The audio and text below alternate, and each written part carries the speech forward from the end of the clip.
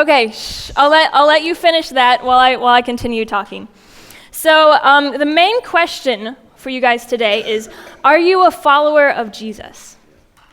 So that seems like a really easy question. It's like kind of going to a conference that's about, I don't know, knitting and asking everyone, do you know how to knit? It's like we're at church. Of course, you guys think, yeah, I'm a follower of Jesus. It's a really easy question to answer. It's very redundant and unnecessary. But I'm asking this today because it's the most important question you will ever answer here on earth. And sometimes we can miss the point of, are you a follower of Jesus? Sometimes we don't understand the definition of being a follower. You may think when I ask, are you a follower of Jesus, you may believe, of course, I believe in Jesus. That might be what your response is.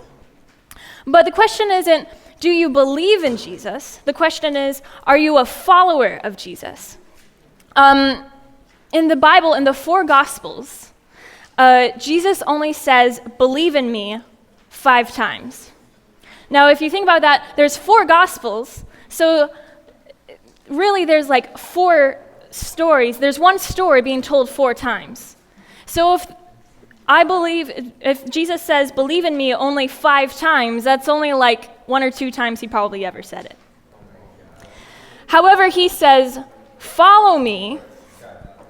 Hey, don't show each other your papers yet. That's cheating. Shh. Okay. He says, follow me 20 times over the 4 Gospels. He says, believe in me 5 times. He says, follow me 20 times. So when I ask, are you a follower of Jesus, here's a list of questions of things that I'm not asking.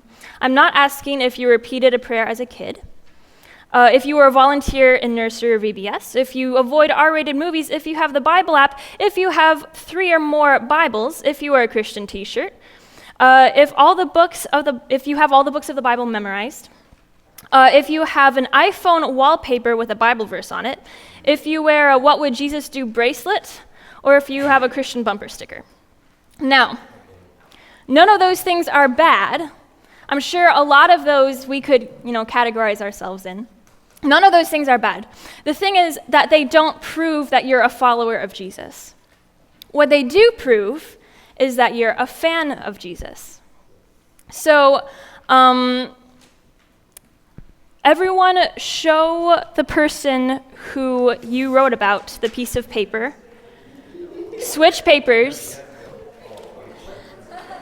and see how accurately they know you.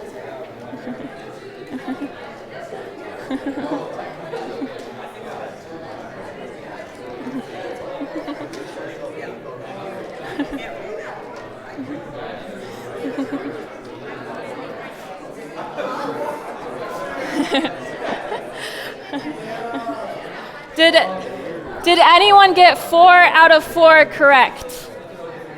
Grace, did you get 4 out of 4 correct? Grace, you got 4 out of 4 correct? Woo! Who did you write about? Not your sister? You wrote about Leah and you got it right. Anyone over here, did anyone get 4 out of 4 correct? 2 out of 4? Okay, cool. You forgot one, okay. Anyone get 3 out of 4? Did any of you guys get 4 out of 4?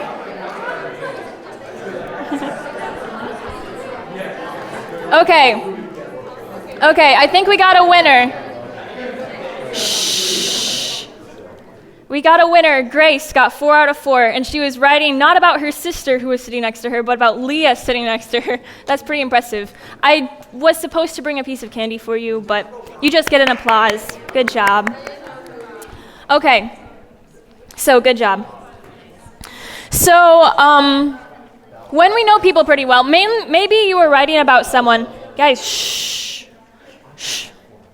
Maybe you were writing about someone who you didn't know very well, and you had absolutely no idea what to write down. You didn't know what to put down because you didn't know them. However, when we get to know people really, really well, when friends get really close, we tend to know who they root for.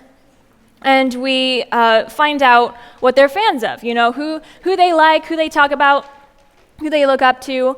But the thing is, fans can only go so far. We find out what our friends are fans of. And fans can only know facts and statistics. They don't actually know the celebrity that they really like. They don't know how the celebrity would act when they walk into a store. They wouldn't be able probably to pick out the thing that the celebrity would want. When my sister walks into a store, I can tell what she wants right away. I can be like, oh, Muriel would want that, or my mom would want that. When we like celebrities, unless you're really creepy, you wouldn't be able to point out the thing in the store that they would want. You're not their friend. You're just a fan, and you know facts and statistics. And if you're a fan of a sports team, you're just cheering for them from a stand. You might be cheering really, really, really excitedly and passionately, and tell your friends that you're a fan of this team. Your friends are aware that you like them, or you cheer for this team. But you're not sacrificing anything to be a fan of theirs. You're not changing your life to be a fan of the football team, or whatever it is that you're into, the band. It doesn't change your lifestyle to be a fan of theirs. And I think sometimes we can, instead of being followers of Jesus, we can be fans of Jesus, where maybe all of our friends know that we do love Jesus. Those of us who are have close friends, they all know that we go to church and we're Christians, and we might say on Facebook, how much we love Jesus, and we wear the Christian shirts, but it all turns out to look kind of like the way we treat a band or a celebrity or something like that, a sports team. And this lesson, by the way, is based on a book written by Kyle Idleman. He's a really good pastor. And he wrote a book called Not a Fan, which this is based off of. And he said that when he was a kid, he had a big poster in his room of Michael Jordan.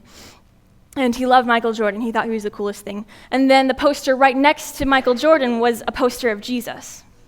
And looking back, he realized that he kind of treated Jesus the way that he treated Michael Jordan. He literally had a poster of both in his room, as if it's like, yes, I'm a fan of Michael Jordan, and I'm a fan of Jesus.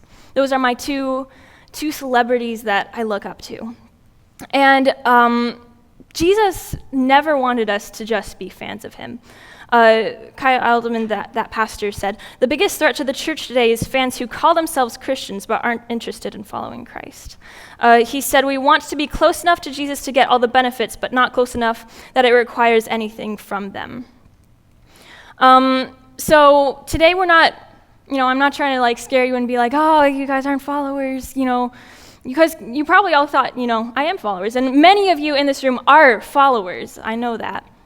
But we're just evaluating how we can be less like fans, and if there's any areas in our life where we need to grow closer as followers of Christ. And maybe this is just going to be confirmation of, yes, I am a follower. So if so, then that would be a great thing to do today. So what is Jesus' definition of a follower? That's probably a very good place and healthy place to start. So Luke 9:23 says, if any of you wants to be my follower, you must give up your way, take up your cross daily, and follow me.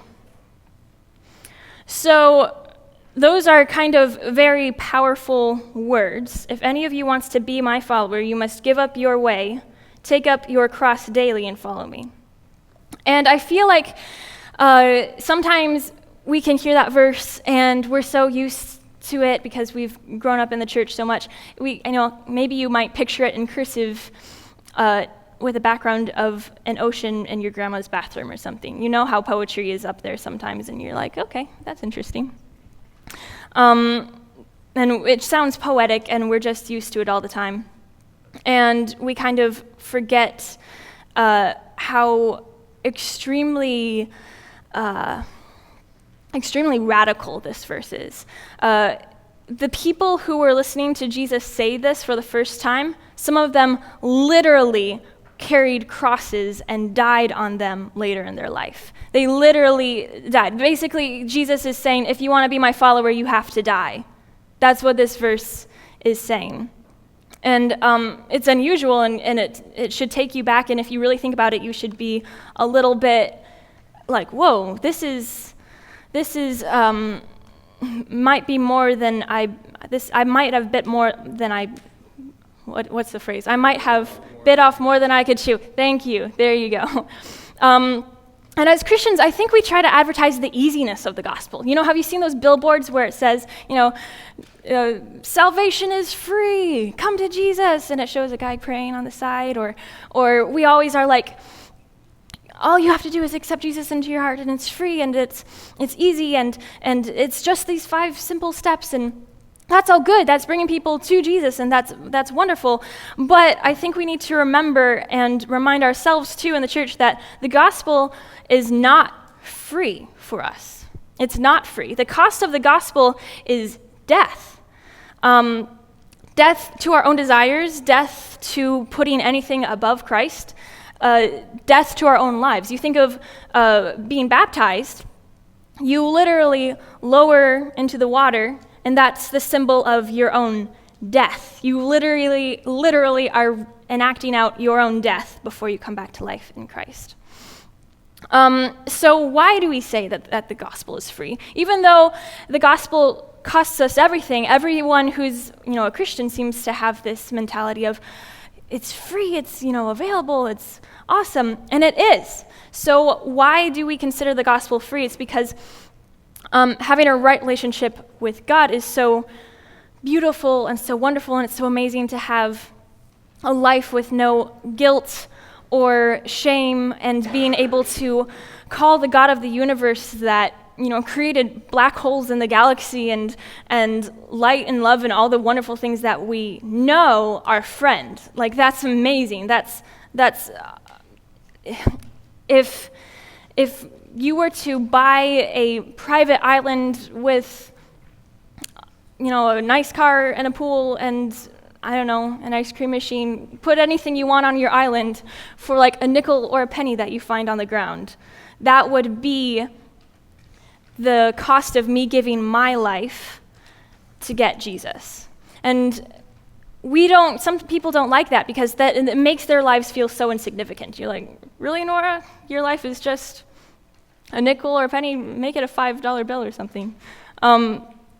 But my life without Jesus is worthless. My life without Jesus is nothing. And I think that's why people don't like the gospel sometimes. That's why non-Christians kind of push away from it. They're like, the gospel makes me feel too small and too needy. But it's true that the trade-off of my life for putting on Jesus' life is so amazing, and it's so great. It's as if I get him for free by giving up my life. But Jesus knows that that's a very, very great cost. He knows that many people don't want to make that sacrifice. And he says, there's so many stories in the Bible where people come to him and say, I want to be a follower of you, I want to be a follower of you. And he says, okay, sure, this is what you need to do, or this is what you'll need to give up. And they walk away. You think of the young man who was really, really rich, and he came up to Jesus and said, how do I get into the kingdom of heaven? And Jesus tells him, that's great, give up everything you have and follow me. That was one of the 20 times that he said, follow me. And the young man, it wasn't worth it for him. He walked away. So there's actually many examples in the Bible where Jesus offers his salvation, but people then decide it is not worth the cost. However, Jesus does promise, if you hang on to your life, you will lose it, but if you give up your life for my sake, you will save it. And what do you benefit if you gain the whole world, but are yourself lost or destroyed? So I think I feel like sometimes the church forgets the depth of level of commitment that we need to have to Jesus in order to be followers. We're supposed to be giving everything to him. We're supposed to be giving our entire lives to him. It's not just something that you go on to church every Sunday. And I know you've heard this before. I know Pastor Jan goes over this a whole lot. But it's a good reminder that the cost of the gospel is great. And we have to decide for ourselves, is it worth it? You have to ask yourself, is it worth it? Because if you say you're a Christian, but you don't give up your whole lives, then are you really being followers of Jesus? Another interesting phrase in that verse, it says, take up your cross daily. Take up your cross daily, which means that is not a one-time decision that you make in VBS and you say, Jesus, take my life. I give it to you. End of story. I know Pastor Jan has gone over this with you guys too, but imagine your life is a $100 bill, and you give it to God. You say, here's my life, you can take it. And God takes the $100 bill and cashes it in for a whole bunch of pennies. I don't know how many pennies that would be. That would be 100 times, 100, so 10,000? Is that right? Anyway. Should have thought of that while I was writing this, but anyway. He gives you the 10,000 pennies. And he says, great, take these 10,000 pennies and every day give me one of your pennies. And give me a part of yourself every single day. And that's a big sacrifice. That's not a one-time thing. That's not something that's just said and done. That's something that you have to do. We have to die. We have to daily die to ourselves every single day. So that's kind of a vague summary of how to be a follower of Jesus, but what does it practically look like? Okay, that's great, Nora, but what does it practically look like to be a follower of Jesus every single day? So the rest of today and then next week, we're going to answer questions of what do practical followers do based on or in contrast to what fans do. So, point one, do you have knowledge or intimacy? So everyone turn to, if you have Bibles, Luke 7:36, starting at verse 36.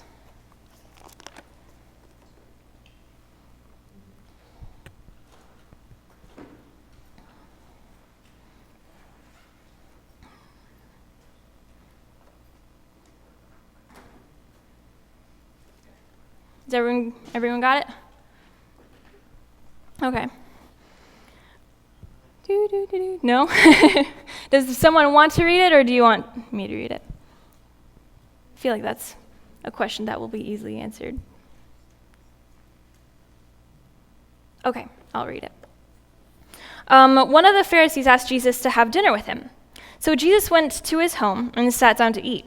When a certain immoral woman from the city heard he was eating there, she brought a beautiful alabaster jar filled with expensive perfume.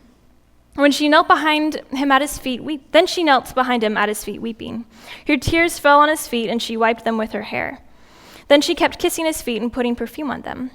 When the Pharisee who had invited him saw this, he said to himself, if this man were a prophet, he would know what kind of woman was touching him. She's a sinner. Then Jesus answered his thoughts. Simon, he said to the Pharisee, I have something to say to you. Go ahead, teacher, Simon replied. The Pharisee told him this story. A man loaned money to two people, 500 pieces of silver to one and 50 pieces to the other. But neither of them could repay him. So he kindly forgave them both, canceling their debts. Who do you suppose loved him more after that? Simon answered, I suppose the one for whom he canceled the larger debt. That's right, Jesus said. Then he turned to the woman and said to Simon, look at this woman kneeling here. When I entered your home, you didn't offer me water to wash the dust off from my feet, but she has washed them with her tears and wiped them with her hair. You didn't greet me with a kiss, but from the time I came in, she has not stopped kissing my feet. You neglected the courtesy of olive oil to anoint my head, but she has anointed my feet with rare perfume. I tell you, her sins, and they are many, have been forgiven. So she has shown me much love. But a person who is forgiven little shows only a little love. Then Jesus said to the woman, your sins are forgiven. The men at the table said among themselves, "Who is this man who goes around forgiving sins?" And Jesus said to the woman, "Your faith has saved you. Go in peace." So there's two characters in this story that interact with Jesus. One of them is Simon the Pharisee, and the other is the woman. So starting just with Simon, focusing on him, I'm guessing that from the context you know whether he's the fan or the follower. He's the fan, and Pharisees were awesome fans. They were the best fans. They memorized the entire Old Testament by the time they were 15. Has anyone read the entire Old Testament by any chance? Show of hands. Just like, okay, so a few of us. So those of you who've read the Old Testament know how extremely long and hard some of those passages are just to read, let alone memorize. I mean, I couldn't say all the names in the Old Testament, let alone memorize them. Those of you who have not read the Old Testament, you see how long it is and crazy it is, and I'm sure you can get the picture of how difficult that would be to memorize it. This Pharisee would win at every single sword drill. Like, he wouldn't even need a Bible. You would both sit down and you'd be given the passage to look up, and you'd be like frantically looking through the Bible, and he would literally just like say it and win, and it would be really annoying. He would just win at every single sword drill. That, like, he would probably be the world champion. Except there was a lot of these Pharisees, so then they'd have to fight it out with each other. But they'd beat all of us. So he had plenty of knowledge. He knew about Jesus. He had memorized all of the prophecies about Jesus. He studied the Messiah his entire life. His entire life was devoted to understanding God and understanding things about the Messiah. And here was the Messiah, the God of the universe, sitting at his table, and he didn't even recognize him. He knew about Jesus, but he did not know Jesus, or he would have recognized Jesus when he came. In Matthew 15:8, Jesus says, "These people honor me with their lips, but their hearts are far from me." And the thing about knowledge, knowing about Jesus, versus knowing Jesus, is that no one can give you that intimate relationship with Jesus. You know, here at church, all we can do is give you knowledge about Jesus. That's all we can do. You know, this is right now what I'm doing here is called a lesson. And if I had come a little bit more prepared, you guys would have handouts, and there'd be slides, like a presentation at school. We literally have Sunday school. We have VBS, Vacation Bible School. A lot of times pastors follow a curriculum. It sounds like if you were coming from the outside that everything we do here is kind of like, it's schoolwork. It's like you almost have homework with Bible studies too. Everything we do here is, all we can do is give you knowledge. That's all that someone else can give you. Only you and God can have that intimate relationship where you know each other. You know him and he knows you. And there's absolutely nothing wrong with knowledge in the slightest. Jesus studied the Bible because he knew Scripture really, really well. But the problem is when knowledge becomes a false indicator of intimacy. And this is the way I feel like a lot of Christians who start life in the church live. That's the way I lived. You know, I'm sure a lot of you have heard my testimony before. But, you know, I've always been a church kid. I've always known about Jesus. I never remember a time where I didn't know the gospel. But as I was growing up, it never was heart knowledge. I never knew Jesus personally. It was all, bless you, it was all outside knowledge. And then finally one day, I was feeling so imperfect and so like an imposter and feeling like I had to be good enough that I eventually, was on the ground praying to God, and I was like, God, I'm not good enough for you. And he said he loved me anyway. And that's when it hit me. I understood for the first time that what it means to know, to actually know deeply, personally, what it means to know Jesus instead of to know about Jesus. So Jesus doesn't want you to know about him, he wants you to know him. So some things that are interesting about Simon and show that he knew about Jesus instead of him actually knowing Jesus was that he was actually very, very rude to him. We don't really understand Middle Eastern culture very much, but when someone came over to your house, instead of like a handshake or saying hi, they gave like kisses, kind of like maybe the Latino culture where they like kiss you. If it was someone of really, really great honor, you would kiss their hand. That was a sign of like I'm giving you, you're way above me. I'm kissing your hand. However, Simon didn't even kiss him the normal way. He didn't show him any honor. He was really rude. It would be like if you went to someone's house and opened the door and were like, "Hi, welcome," or "Thanks for having us," and the host just ignored you, like completely didn't acknowledge you were there, just like nothing. Also, everyone's feet was really dirty back then because the roads were really disgusting. So the host was supposed to either have a servant wash their feet, or if they were a really honored guest, themselves wash their feet. That was a sign of great honor. Didn't do that, just left Jesus with dirty feet. And then if there was a guest of honor also, the host would give the guest oil to pour on their head, which is something I don't understand at all.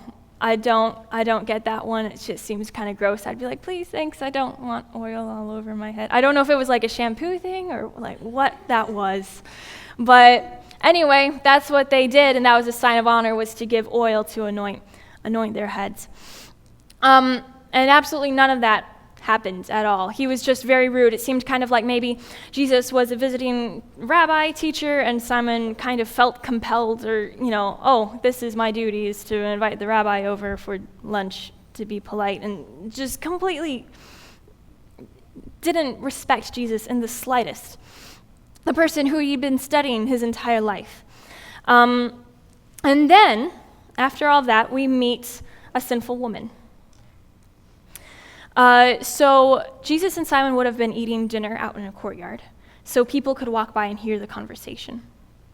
And up comes this woman, who we are not giving much detail about her. All we know is that she was an immoral woman.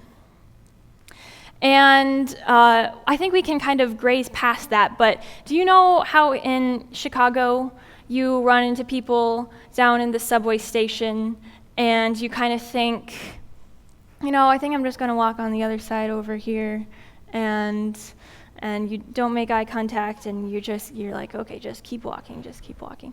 I don't know, maybe you guys haven't experienced that, but it happens to me sometimes. They might have like a bleach bottle or something, and you feel really bad for them, but you don't want to give them money because then they'll use it in wrong ways. Those type of people. When there was recently a time when my sister got her license, she just passed her driver's test, and she went to go get her license at a Secretary of State. I won't say which city the Secretary of State happened. It was not one around here. It wasn't St. Joe or Benton Harbor. And she went to a Secretary of State and to get her license, and there was a lot of characters that were waiting outside. It was a Monday morning. It was really hot. And there was a large group of people. They came home and spent like about 45 minutes telling me the details of all these people who they met, just the interesting stories that these people who were waiting for the Secretary of State that they saw. And one of them was a woman who, she was really skinny, not like hot skinny, she was like gauntly skinny.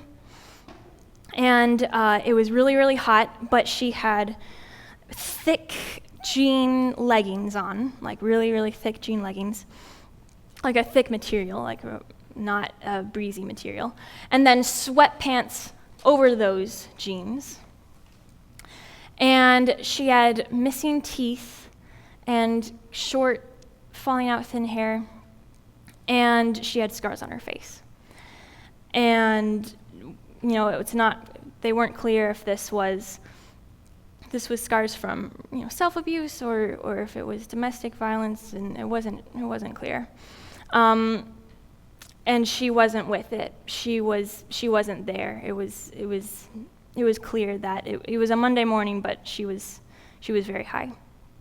And she was with this gentleman he was a character too, but at least he was kind of with it enough to take her to the Secretary of State and get her what she needed. She kept following around and trying to kiss him, and it just made it kind of awkward for everyone that was there. And when she wasn't trying to kiss him, she was mumbling, and they couldn't really distinguish what it was she was saying, but between all the mumble, they caught that she talked about the past men that she knew, and they caught that she was pregnant. And that was really devastating to hear. My heart goes out to her. This is not very far away. This is here, in America and in Michigan. And here was a woman who from the image in my head, she looks like she's dying, and she's carrying another life besides her own. And it really devastated me. And I don't know what this woman in the story's situation was like, but she would have had a similar lifestyle to that. She would have been one of those people who, when you passed by her, you thought, how did you get here? There's no, it sounds like there's very little hope for you. And she would have been judged by people like the Pharisees. She probably would have avoided Simon completely, because Simon, was very pious and high up, and was, if anyone was going to heaven, everyone thought it would be him. And then there was this woman, in contrast to him. So she must have, the thing about this story too, is that there's part of it that's missing. She must have heard about Jesus. Either she had been wandering around and had stumbled across Jesus' teaching and heard him speak, or he talked one-on-one with him and had a conversation with him in the past, or somehow there was another interaction, or friends told her about him, or somehow she already had connected with Jesus. And through her connection with Jesus, this woman would have realized that God had not given up on her, that God wanted her, that God was going to take the broken pieces of her life and put her back together. And she probably felt like for the first time in her life there was someone who valued her for her and valued her as a person and saw her worth. And so in this story, that has already happened, and she's desperate to follow him. She's desperate to be a follower of him. So she comes into the courtyard, and imagine that this woman comes into your house. If you putting yourself in Simon's situation, that would just be really weird. Here's this person who you try to avoid, and then they're in your house. It would be a little bit okay, what's happening here? I'm feeling very uncomfortable. Everyone is feeling uncomfortable. Everyone was quiet. Everyone was just looking at her, or probably trying to avoid eye contact with her, except Jesus, who looks at her and loves her and sees her not for her past sins, but sees her for her. And she probably was very uncomfortable at this moment. She doesn't want to be in Simon's house. But she's so desperate to get to Jesus that she forgets about herself. And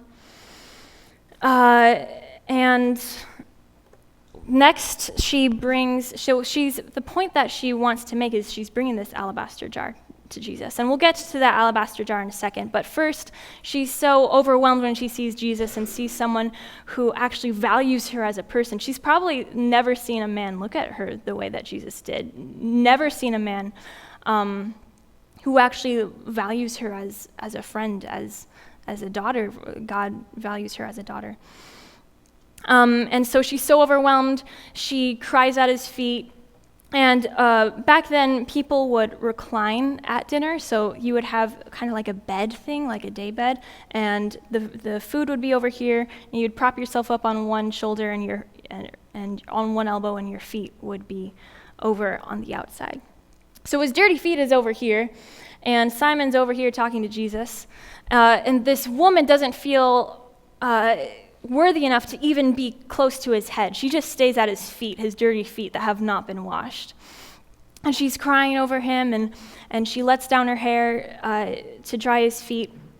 And one thing that we don't realize either is that a woman letting her hair down in front of a man back then was a big no-no. You don't do that. It would be grounds for divorce if a woman let down her hair in front of a man that was not her husband. So, and she's a prostitute. So people are probably like, what is Jesus doing? He's letting this woman, this prostitute, let down her hair in front of him. And it would have been a big scandal, and if this happened today, there would probably be a news headline the next day of, the scandal with Jesus. But obviously that's not what Jesus' heart is like at all. And he's not worried about social convention. He wants to have this time where he accepts what this woman is bringing to him. Because she's coming at it with a pure heart. She just wants to follow him. And he's there to accept her for who she is. And so she lets down her hair, she dries his feet, and then she brings out this alabaster jar that she brought originally to give to him.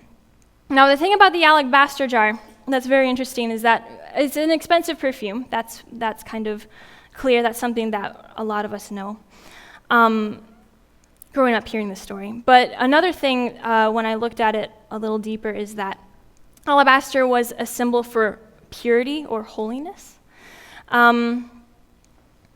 However, it's kind of ironic because she would have used a little bit of this perfume every single time that she was with one of her customers. So she had given a little bit of this perfume away every time she had sinned for every single man. So this jar was not only probably the most expensive thing that she owned. It was probably not just giving her income. It was not just a symbol of her money. It also represented success in her career. It meant that she could be a successful businesswoman. It's what her trade needed to be successful. It gave her power. It made her feel beautiful. It was her ticket to romantic relationships. And this is just speculation. This is not something that I've really looked into, but I know that people back then, if they were really poor, if they were down on their luck, they didn't have any money left, they could sell themselves into slavery. It was a servitude. It was something that was pretty common back then, is if you didn't have any money, you became a slave. So if she doesn't have this alabaster jar that was probably the most money that she had, the thing that was of most value that she owned, then it could possibly be that she would have to sell herself into slavery. So this jar basically is her life. It's everything. This jar gives her everything that she possibly could want or need. This jar is basically her life. It's her very freedom. It could be. That's speculation. But we do know that this jar was worth of great value to her. So she goes up to Jesus. She's overwhelmed because she's been forgiven. She's loved. She has experienced what it means to truly be a follower of Jesus. And she pours the alabaster onto Jesus' feet. And she's literally pouring her life onto Jesus, basically, is what it comes down to. She was so desperate to give, she's so desperate to be a follower that she's giving every part of her. She's giving away, her career, she's giving away her income, she's giving away her romantic relationships, she's giving away possibly even her freedom.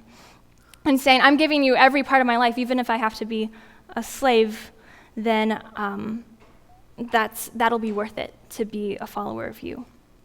Kyle Idleman, the pastor who wrote this book, says, what she, referring to that woman, does is reckless, it's impulsive, it's inappropriate, and it's exactly the kind of follower Jesus wants. And you can see Jesus' reaction to this. He says in Luke 7:47, I tell you, her sins, and they are many, are forgiven. So she has shown me much love. But a person who is forgiven little will show only a little love. And then Jesus said to the woman, your sins are forgiven. So, wrapping up today, we'll continue this next week and find out more the differences between fans and followers. But which person are you in this story? Because for much of my life, and I think my natural tendency is to be the Pharisee, is to focus on knowing about Jesus, to be good enough for Jesus, instead of repenting and giving myself all to Jesus. The woman was not holding on to her sin. It's not that Jesus accepted her with all of her sins. He knew she was sinful. He said, yes, you do have sins, but I forgive you, and I'm going to the cross for you. He knew as she was pouring the alabaster on his feet that he would go to the cross. He loved her so much he was willing to go to the cross for this particular woman. So are we the Pharisees, or are we giving our all to Jesus and giving him everything inside our alabaster jar? Are we fans or followers? Do you just know about Jesus, or do you know Jesus? And is there anything, maybe this might be kind of a corny analogy, but is there anything in your alabaster jar that you haven't poured out to Jesus? Is there anything, Jesus doesn't want a half full alabaster jar.